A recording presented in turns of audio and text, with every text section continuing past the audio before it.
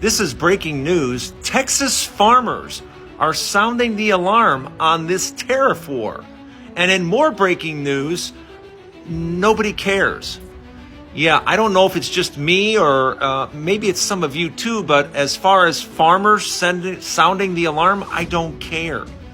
I have to admit, I don't care at all, because the last time Donald Trump was president, 100,000 farmers across the country lost their farms. There are alarm bells ringing for the entire United States, and our government is not listening. Overnight, multiple farms in the state of Texas completely shut down. And the reason for this shutdown was because they have lost almost 100% of their workforce. Farmers are losing their farm, and because their workforce, which consists of illegal immigrants, aren't working. And Texas farmers, many of whom are proudly back Trump's tough immigration stance, are now staring at fields with no one to harvest. The same labor policies they supported are coming back to bite.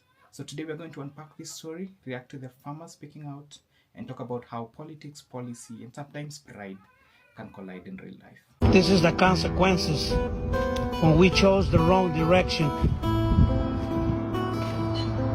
Oh my God. Yes. It is what it is. Make America great. Yeah, low prices. So Texas farmers are losing their farm, and because their workforce, which consists of illegal immigrants, aren't working. Okay.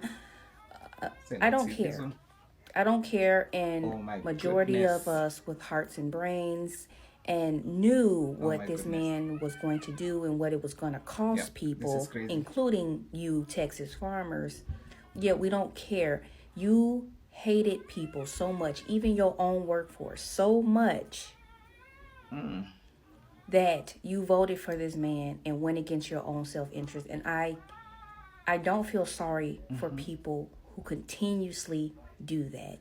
And that is majority of us is at the bottom. A growing number of farms in Texas are reporting severe labor shortages. Crops are being left to rot. Harvesting is delayed.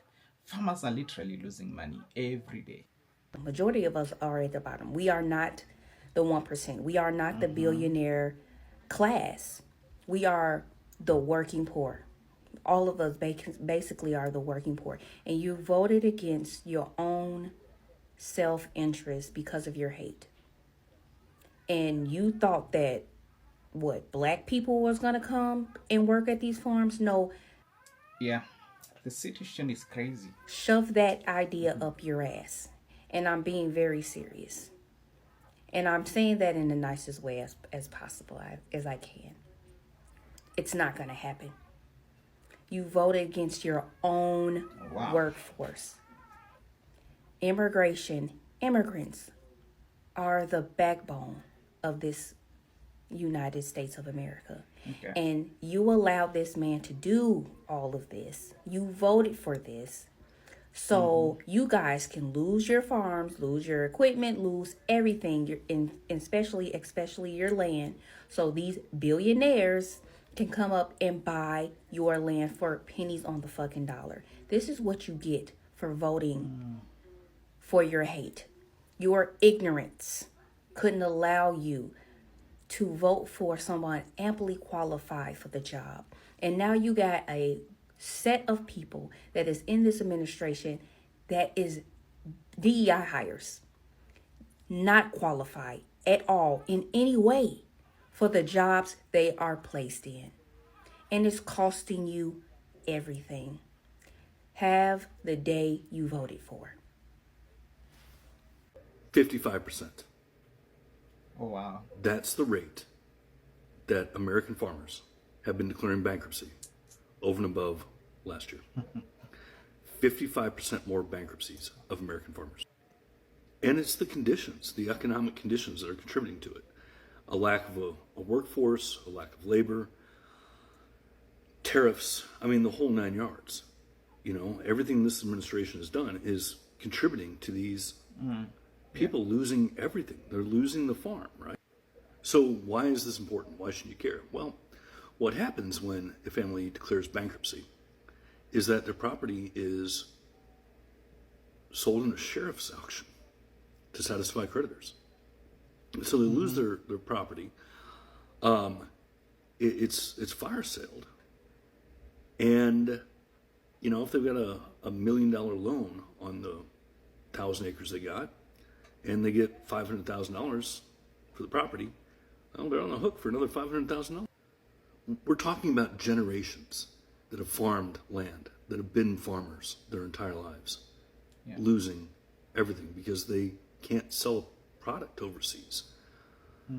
I mean, most of our corn and grain is sold to other countries, and the tariffs are making it more expensive than other options. So they can't sell what they've farmed for decades or centuries. So if there's anything to learn from this, it's that policies are not just headlines, they are real, they are messy, and they touch lives in ways most of us don't see. So let me know what you think. Should these farmers have seen this coming? Is there still a way? Is there still a way to fix the labor shortage without sacrificing border control? More real talk on what's trending and how it's really affecting us. Hit the subscribe button. See you in the next one.